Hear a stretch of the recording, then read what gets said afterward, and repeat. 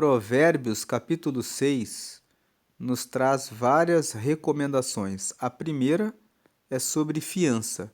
Versículo 1 ao 5 nos falam sobre isso. Vamos ler aqui o versículo 1. Filho, você é fiador de alguém?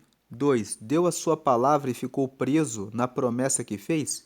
3. Então, meu filho, agora você está nas mãos dessa pessoa, mas há um jeito de sair disso. Vá logo e peça que ela livre você dessa obrigação. 4. Não durma e nem descanse. 5. Saia dessa armadilha como um passarinho ou uma gazela escapa do caçador. Primeira recomendação de Provérbios 6. Não assuma fiança de ninguém. Se você se torna fiador da pessoa e a pessoa não paga aquilo que ela deve, a obrigação passa a ser sua. E esse conselho também já aproveita na questão do empréstimo de dinheiro. Na grande maioria das vezes, as pessoas que pedem dinheiro emprestado não pagam, e aquele que emprestou fica chateado, com mágoa, e muitas vezes perde a amizade com a pessoa para quem emprestou o dinheiro.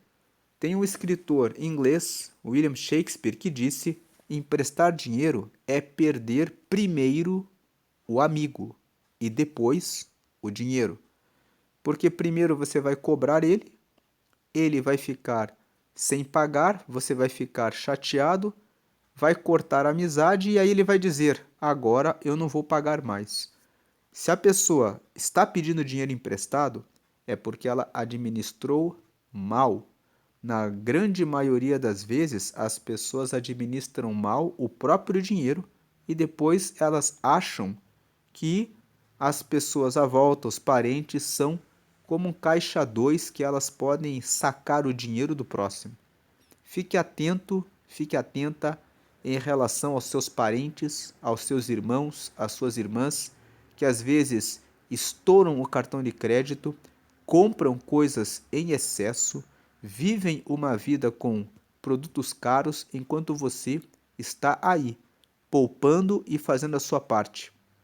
Não deixe que as suas economias fujam e voem da sua mão só porque um parente ou alguma pessoa agrada a você e quer pedir dinheiro emprestado a você. Diga não. Não seja daquelas pessoas que fica preocupado em desagradar alguém. Você precisa cuidar muito bem do seu trabalho, do seu dinheiro, daquilo que você ganhou pelo seu próprio esforço. Não deixe que outras pessoas carreguem aquilo que você conquistou com a sua força, com o seu trabalho. E se você é a pessoa que sempre está precisando de dinheiro emprestado, sempre está precisando de alguém, é hora de fazer um treinamento de educação financeira. Nos treinamentos de educação financeira, é sempre ensinado que você deve viver um nível abaixo daquilo que você ganha.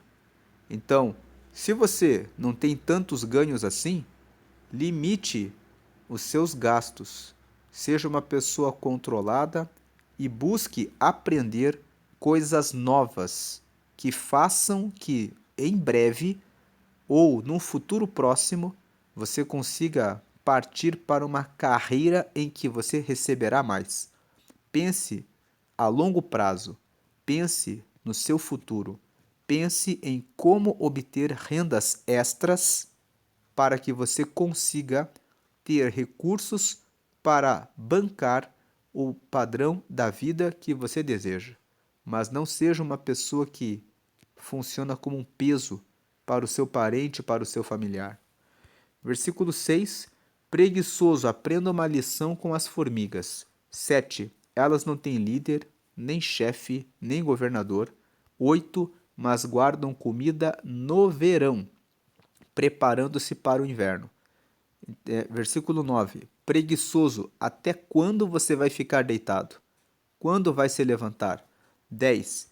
Então o preguiçoso diz: eu vou dormir somente um pouquinho, vou cruzar os braços e descansar mais um pouco. 11. Mas enquanto ele dorme, a pobreza o atacará como um ladrão armado. Nos versículos 6 ao 11 nós temos o segundo conselho sobre trabalhar sobre ser alguém zeloso, diligente.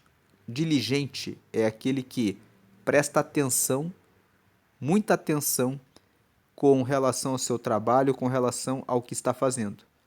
Então, o preguiçoso, ele não semeia no tempo oportuno e depois, na hora da colheita, ele procura algo e ele não tem, em razão de não ter plantado. Os versículos 6 a 11 dizem: pare de ser preguiçoso. Esse preguiçoso também pode significar acomodado, porque muitas vezes a pessoa está trabalhando, mas ela está há muito tempo ganhando a mesma coisa, sem nenhum crescimento profissional, e os gastos vão aumentando, mas a pessoa não busca uma mudança de carreira para aprender mais e avançar para outros cargos e posições melhores. Então ela fica surpreendida porque aquilo que ela ganha hoje, amanhã, não é suficiente para pagar todos os gastos. Como a pessoa ficou acomodada e não procurou outras oportunidades melhores, de repente aparece a pobreza. De repente aparece aquela situação que o versículo 11 fala. Vai ser como um ladrão armado. De repente aconteceu que aquele dinheiro já não é mais suficiente. Antes de que aconteça isso, seja alguém ativo que vence a preguiça, que procura estudar, aprender novas habilidades, buscar novas rendas para que você tenha mais garantias de que você tem segurança para você e para a sua família. Quem aprende várias profissões, várias habilidades, quando uma delas não está dando resultado, ele consegue ganhar a sua renda extra pela outra fonte de renda, pela outra habilidade. Mas quando a pessoa é monohábil, ou seja, ela só tem uma, mono é um, quando ela tem só uma habilidade, ela só sabe fazer uma única coisa, quando aquele negócio não está dando certo, o que ela faz? Ela só tem, ela vai passar necessidade. Ou ela vai pedir, ou ela vai fazer como algumas pessoas em situação de desespero. Ela vai furtar e até outras que estão mais desesperadas vão roubar por causa da inércia, por não terem prestado atenção antes em buscar novas habilidades. Versículo 12. Os homens maus e sem valor vivem dizendo mentiras. 13. Piscam e fazem gestos para enganar os outros. 14. As suas mentes perversas estão sempre planejando mal, e eles espalham confusão por toda parte. 15. Por isso a desgraça cairá de repente sobre eles e não poderão escapar. Os versículos 12 até o 15 falam sobre as pessoas que praticam o mal. Elas ficam fazendo sinais umas com as outras para enganar pessoas inocentes. O pensamento dessas pessoas más é apenas de criar confusão e planejar o mal o tempo todo. E existe uma promessa nesse texto. Quem faz o mal certamente receberá desgraça na sua vida por causa do mal que pratica. E essa desgraça cairá de repente, e eles não poderão escapar. As pessoas vão fazendo as coisas erradas e vão fazendo e pensam, nunca vai ter consequência. E a consequência vem de maneira repentina, sem que as pessoas esperam. Mas o que o texto nos ensina é que a pessoa sempre vai pagar por aquilo que ela faz. Versículo 16 ao 19. Aqui nós vamos ler tudo em bloco, né? Todos estão reunidos aqui nesse bloco aqui.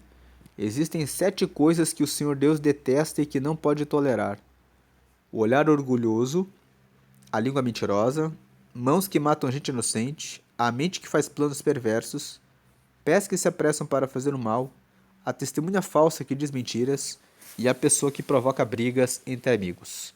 Então aqui do versículo 16 ao 19, nós temos 7 coisas que Deus detesta. Se Deus detesta essas coisas, nós também temos que detestar. Se você tem o temor ao Senhor, como nós lemos em Provérbios 1, que é o extremo respeito ao Senhor, então nós precisamos amar tudo que Ele ama e odiar tudo que Ele odeia. Deus odeia o olhar orgulhoso, então não vamos ser orgulhosos. Deus odeia a língua mentirosa, vamos ser verdadeiros. Deus odeia mãos que matam gente inocente. Vamos proteger as pessoas ao invés de destruí-las. Deus odeia a mente que faz planos perversos. Vamos cuidar dos nossos pensamentos a respeito das pessoas. Nunca vamos pensar em praticar o mal contra o próximo. 5. Deus odeia os pés que se apressam para fazer o mal. Vamos cuidar dos ambientes que frequentamos. Tem lugares em que nós pisamos os pés, que são lugares para se praticar o mal. Então Deus odeia os pés que se apressam para fazer o mal. 6. A testemunha falsa que diz mentiras. Deus odeia testemunha falsa que diz mentiras. Vamos dizer a verdade. E por último, Deus abomina a pessoa que provoca brigas entre amigos. Versículo 20. Filho, faça o que o seu pai diz e nunca esqueça o que a sua mãe ensinou. 21. Guarde sempre as suas palavras bem gravadas no coração. 22. Os seus ensinamentos o guiarão quando você viajar, protegerão você de noite e aconselharão de dia. 23. As suas instruções são uma luz brilhante e a sua correção ensina a viver. 24. Elas livrarão você da mulher imoral e das suas palavras sedutoras. Então, aqui do versículo 20 até o versículo 24, nós vemos aqui recomendações para honrar o pai, honrar a mãe, aceitar as palavras deles e sempre guardar os ensinamentos deles, para que você seja protegido e receba livramento. Você vai receber livramento quando você viajar, como diz o versículo 22, ali no topo da tela. Os seus ensinamentos, os ensinamentos dos seus pais, o guiarão quando você viajar, protegerão você de noite e aconselharão de dia. As instruções deles são uma luz brilhante e a sua correção ensina a viver. Elas livrarão você da mulher imoral e das suas palavras sedutoras. Então o texto aqui diz, você vai ser livre do mal. Versículo 25. Não seja tentado pela sua beleza, nem caia na armadilha dos seus olhos tentadores. 26. Qualquer homem pode ter uma prostituta por pouco dinheiro, mas o adultério custará a ele a sua própria vida. 27. Será que você pode carregar fogo no colo sem queimar a roupa? 28. Será que você pode andar em cima de brasas sem queimar os pés? 29. O homem que dorme com a mulher do outro corre esse mesmo perigo. Quem fizer isso terá de sofrer muito. Versículo 30. Quem rouba comida para matar a fome não é desprezado. 31. Porém, se é apanhado, tem de pagar 7 vezes mais. Ele precisa entregar tudo que tem. Quando o texto fala aqui no versículo 31, ele tem que pagar 7 vezes mais, o 7 simboliza um número que corresponde ao que é completo. Então, o 31, lido como eles leem a questão dos números, significa mais ou menos assim. Porém, se é apanhado, tem de pagar com certeza. Ele precisa entregar tudo que tem. É nesse sentido que é o 7 vezes mais. Versículo 32. No entanto, o homem que comete adultério não tem juízo. Ele está se destruindo a si mesmo. 33. Passará vergonha, levará uma surra e ficará desmoralizado para sempre. 34. Porque o ciúme faz o marido ficar furioso, e a sua vingança não tem limites. 35. Ele não aceitará nenhum pagamento, e mesmo uma porção de presentes não acabará com a sua raiva. Essa é a mensagem de Provérbios 6. Vamos agradecer a Deus.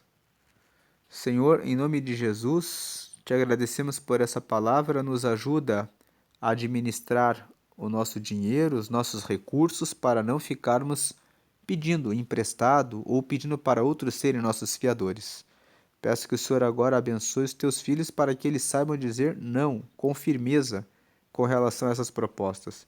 que nós possamos ser trabalhadores, pessoas ocupadas com o reino de Deus em primeiro lugar, orando, lendo a Bíblia e jejuando para aprender mais do reino de Deus e, ao mesmo tempo, aprendendo coisas novas no dia a dia para termos 2 ou 3 atividades, ao invés de sermos preguiçosos, acomodados. Pedimos também que o Senhor venha nos ajudar a não ser como os maus, que fazem sinais com os olhos, com a boca, com os pés para enganar os outros, mas que nós sejamos honestos e sejamos abençoados. Também pedimos que o Senhor nos livre das 7 coisas que o Senhor detesta, que nós sejamos livrados do orgulho, da língua mentirosa, das mãos que derramam sangue inocente, da mente que faz planos perversos, dos pés que se apressam para fazer o mal, de sermos testemunhas falsas e de provocar brigas entre os amigos. Que possamos respeitar os conselhos dos nossos pais e que possamos fugir de todo tipo de adultério, fornicação, prostituição ou o que é mal. Em nome do Pai, do Filho e do Espírito Santo. Amém.